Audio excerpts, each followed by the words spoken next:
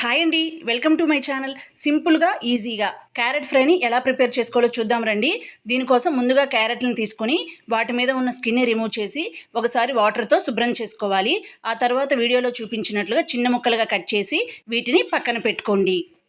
Stove మీద pan పెట్టుకొని oil వేసుకోండి. ఆయిల్ వేడెక్కిన తర్వాత కొద్దిగా ఆవాలు, కొద్దిగా జీలకర్ర, కొద్దిగా మినప్పప్పు, అలాగే కొద్దిగా పచ్చిశనగపప్పును వేసుకొని అవి ఫ్రై అయిన తర్వాత వెల్లుల్లి రెబ్బల్ని కొద్దిగా దంచి వేసుకోండి.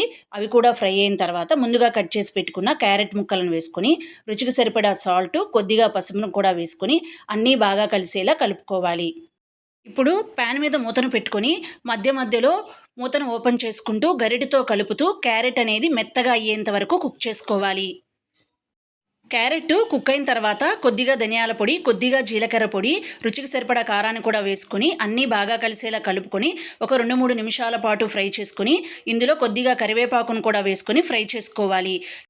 ఇప్పుడు ఇందులో 2-3 స్పూన్ల ఎండు కొబ్బరి పొడిని యాడ్ చేసుకొని స్టవ్ను ఆఫ్ చేసి క్యారెట్ ముక్కలకి కొబ్బరి పొడి పట్టేలా కలుపుకోవాలి. Thanks for watching. వీడియోని లైక్ చేయండి, ఛానల్ని సబ్స్క్రైబ్ చేసుకోండి.